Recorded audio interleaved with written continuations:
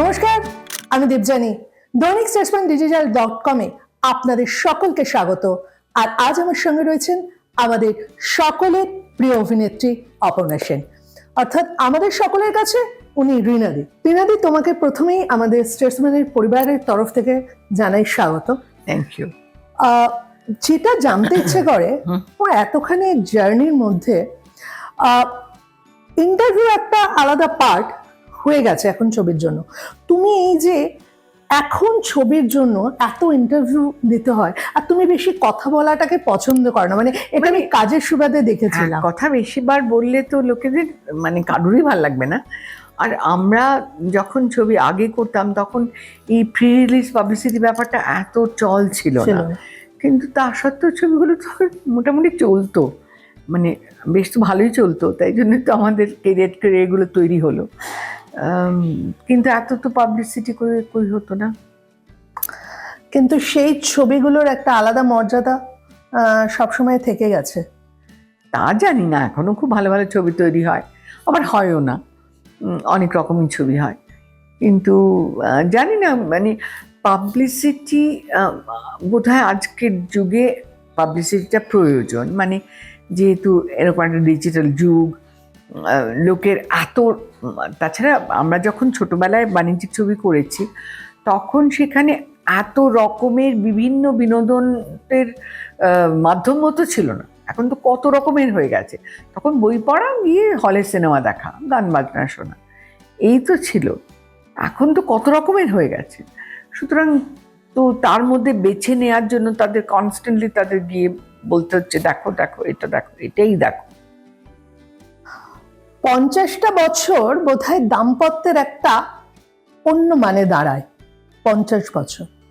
আর সেটা বোধহয় বাঙালিরা বোধহয় এই 50টাকে একটু বেশি গর্ববোধ করে বা গর্জিয়াসলি দেখে। তা হবে হয়তো। একটা ভালো গল্প মনে পড়লো, যেটা আমি মিস্টার মিসেস আয়ারেও ইউজ করেছি। জেনিফার কেন্ডল, যিনি আমার ছবিতে মিস্টার অনুম করেছিলেন, তারা শশী কাপুরের একটা দীর্ঘ দাম্পত্য জীবন। তো অথচ জেনিফারের বোন ফেলিসিটি কেন্ডল, তার বিয়েতে ভেঙে যায়। তো জেনিফারকে জিজ্ঞেস করে যে কী করে তোমাদের সম্পর্কটা এতদিন, তোমার আর শশীর কী করে এতদিন দীর্ঘস্থায়ী হলো? তখন জেনিফার বলেছিল 25 বছর একসঙ্গে থাকো, তারপর দেখবে সব ঠিক হয়ে গেছে। প্রথমে কিন্তু 25 বছর একসঙ্গে থাকতে হবে। এইটা আমি ওই মিস্টার মিসেস আয়ার, যে ওই কেয়ারটেকার ছিল, যে ফরেস্ট বাংলোতে কঙ্কনা এবং রাহুল গিয়ে উঠলো, সেখানে সে বলছে মেম সাহেব, মানে पहले तो 25 साल एक साथ रहना है, उसके बाद सब ठीक हो जाता है।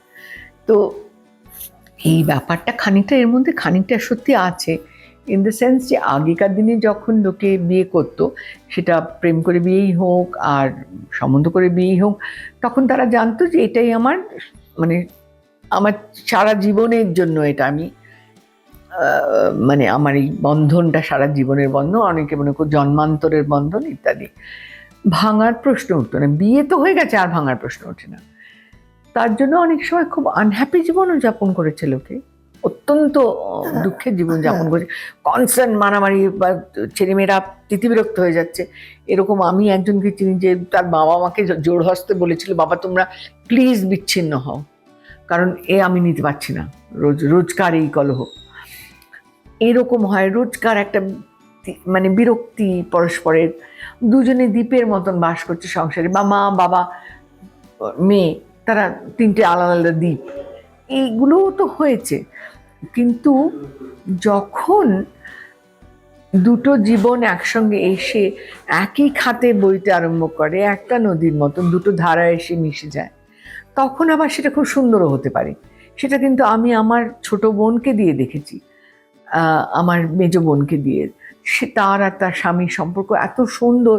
এখন আমার বোনের একটু শরীর খারাপ হয়েছিল, কিন্তু এই যে বয়স হয়ে গেছে, অনেক জায়গায় যেতে পারে না, কিন্তু দুজনে সন্ধ্যেবেলা হাঁটতে যায়, বা রাত্রিবেলা একটা ছবি সিনেমা একসঙ্গে দেখে, বা কেউ বই পড়লো, কেউ কাউকে পড়ে শোনালো।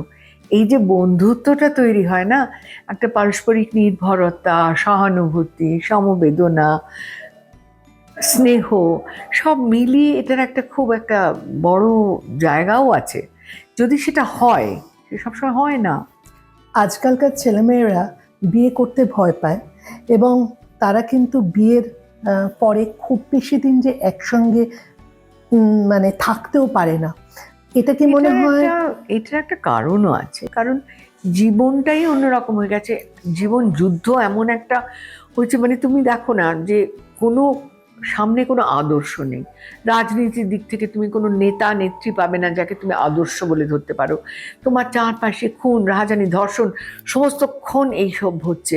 প্রত্যেকেই চায় এই একটা জীবন বাবা ভালো করে বেঁচে নিই, এখানে আমরা খুব মানে যতটা পারি রোজগার করে নিই। এবং রোজগার করা মানে কি, দুজনেই চাকরি করছে, আর এই কোম্পানিজগুলো তারা মানে প্রচুর পয়সা দেয়, কিন্তু তারা 24/7 এদের ওন করছে একদম, মানে 24/7 মানে 24/7 তাদের কাজ কিনে করতে নেয় হচ্ছে। আর কি। হ্যাঁ, তো ফলে তাদের তখন সময় পাচ্ছে না, অধৈর্য হয়ে উঠছে মানুষ। তো এখন জীবন যুদ্ধে বিধ্বস্ত হয়ে ভীষণ, ট্রামে বাসে সব জায়গায় ভীষণ অধৈর্য। ধৈর্যের একটা প্রচণ্ড অভাব। সেটার একটা কারণ হচ্ছে জীবন যাপনটা তো কঠিন হয়ে গেছে, ক্রমশ রোজ রোজ জিনিসের দাম বাড়ছে। হ্যাঁ, এই যে চলছে, এটার একটা এফেক্ট হয় মানুষের উপরে, সমাজের উপর এটা একটা এফেক্ট হয়। এই যে আমি সকালবেলা উঠলাম, দুজনে একসঙ্গে চা খেলাম। এই যে কাইফি আজমি আর তার স্ত্রী শওকত কাইফি, ওরা দুজনে বসে চা খেতেন।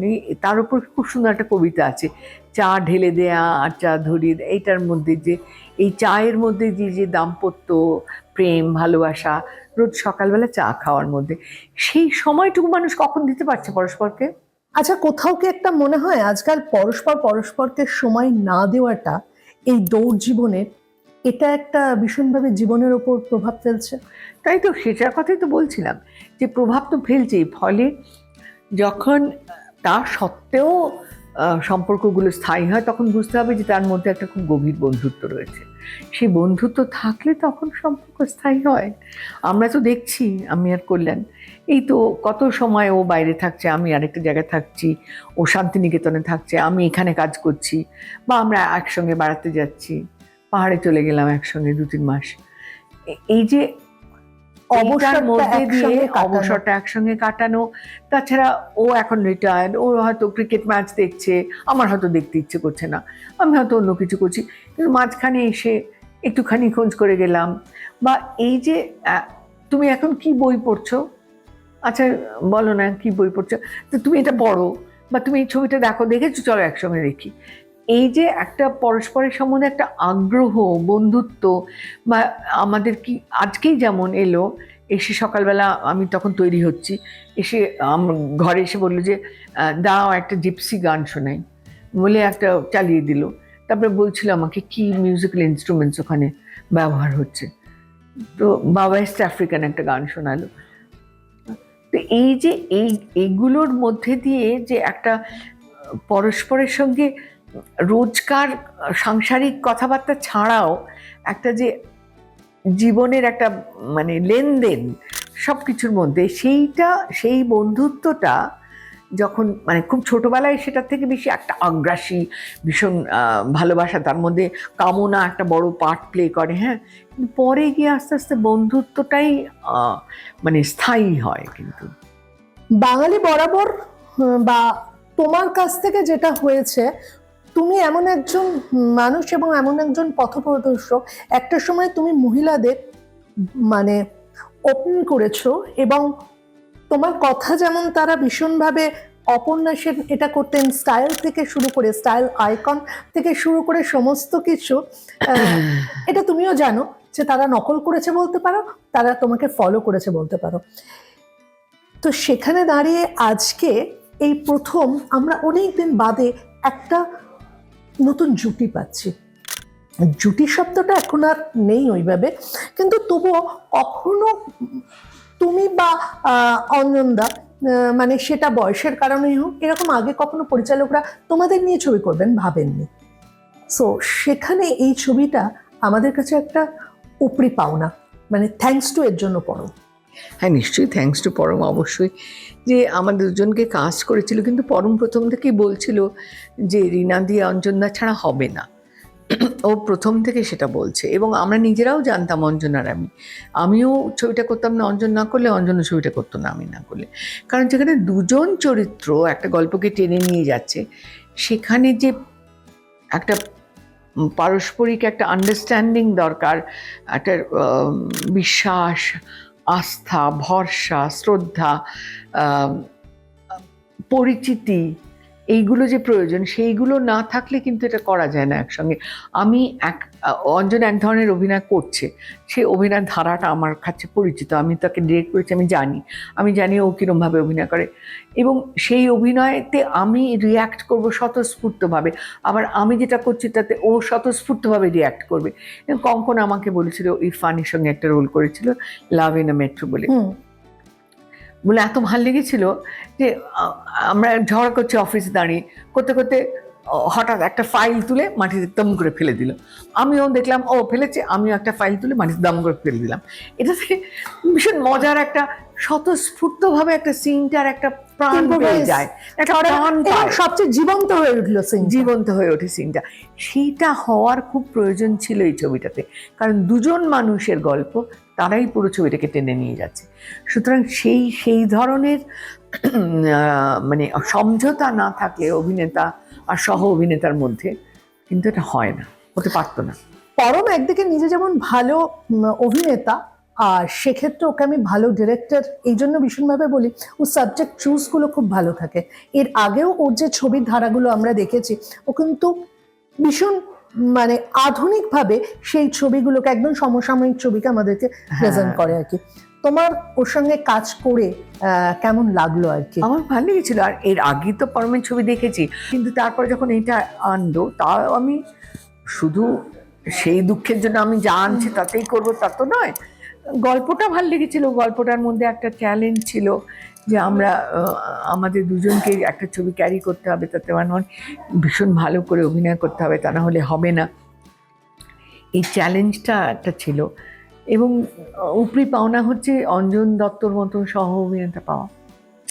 আর একদম শেষ যেটা তোমার কাছে জানতে চাওয়া, 8 থেকে 80 এটা তুমি সবসময় জানো, তুমি যখন মানে একদম মধ্য গগনের নায়িকা, তখনও 8 থেকে 80 তোমার ফ্যান। আজও মানে একদম যারা ছোট, তাদের কাছে কিন্তু মানে তারা তো রিনাদি নামটার সঙ্গে অতটা পরিচিত নয়, তাদের কাছে কিন্তু অপর্ণা সেন নামটা একটা অন্য মাত্রা পায়। এটা কি বলবো, আমি কৃতজ্ঞ, আমি ধন্য, মানে আমার ভালো লাগছে শুনে। সব মিলিয়ে বুঝতেই পারছেন যে আবারও একটা ছবি পরমব্রত চট্টোপাধ্যায়ের পরিচালনায়, এই রাত তোমার আমার, তো কোনোভাবেই কিন্তু ছবি কি বলছে, অর্থাৎ 50 বছরের দাম্পত্যের জার্নি কিন্তু কোনোভাবেই মিস করা যাবে না, দেখতেই হবে।